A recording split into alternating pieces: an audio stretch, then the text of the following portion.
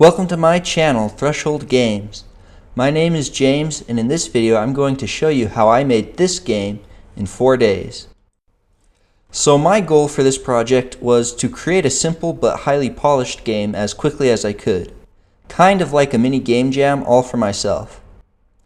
I knew beforehand that the game I wanted to make was a challenging, endless platformer game that used simple mouse controls. I took inspiration from games such as Jump King and Arrowbound, which was developed by one of my favorite Gamedev YouTubers, Adam C. Eunice. The first thing I did was I created a new project in Construct 3. I decided to name it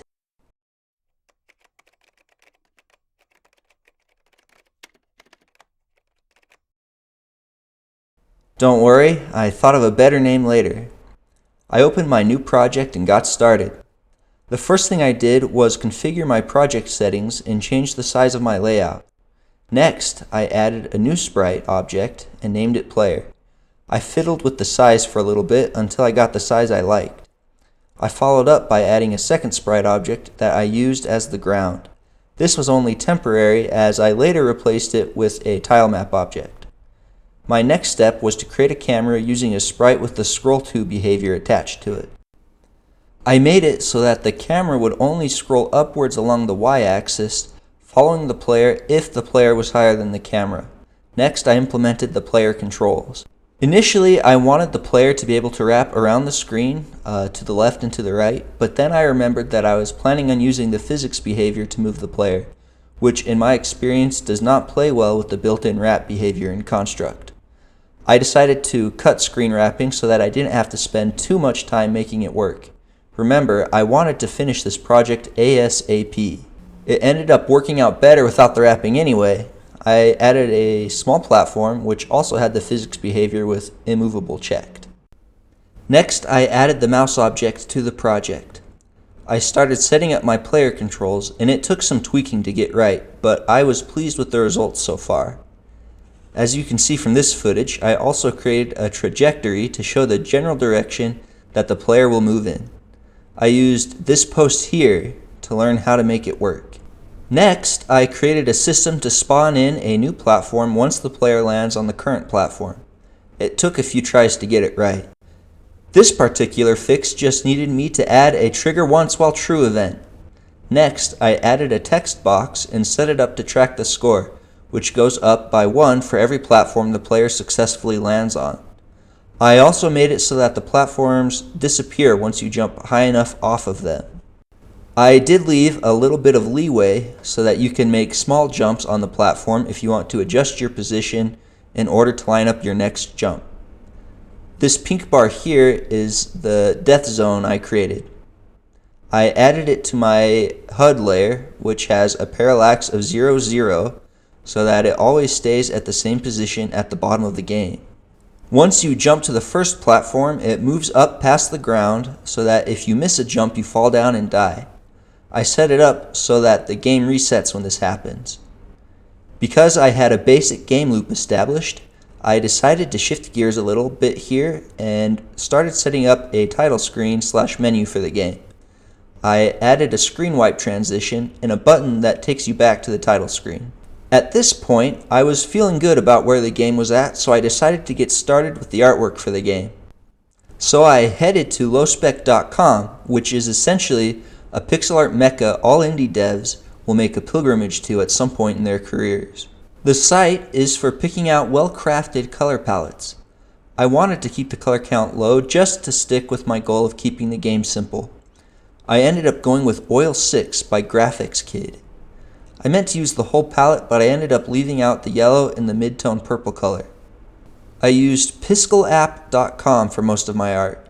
This is a simple pixel art program, but it's free and it runs in browser, which I like.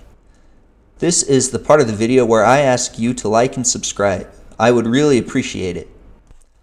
The first sprite I drew was the player character.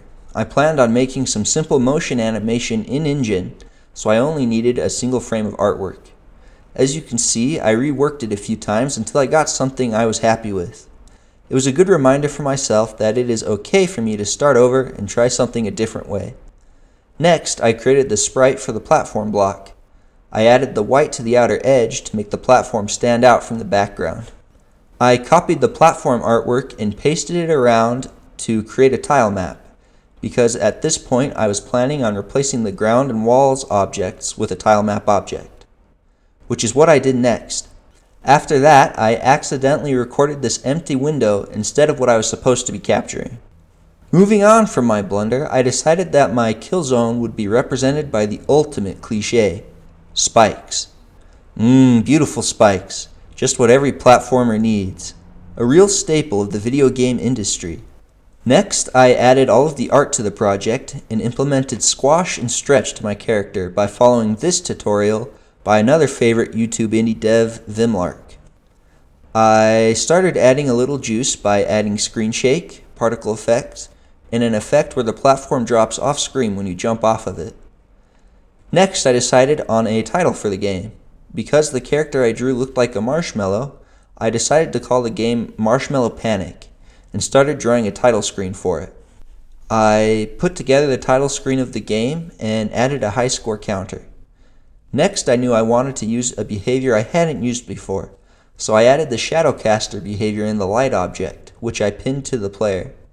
As you can see from this footage, I toyed around with an effect that made the player wobbly. I ultimately cut it because it would make it look like the player should have landed on a platform when he, in reality, had missed it. Next, I jumped over to Krita, which I like since it's free, to make a glow object to add to the player to add another nice lighting effect. It is a little bit harder to notice in the footage, but I also animated the player's eyes to look up when he jumps.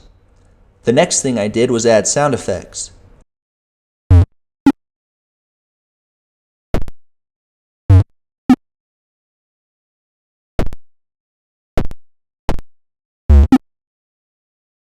I made them in BFXR, another free software.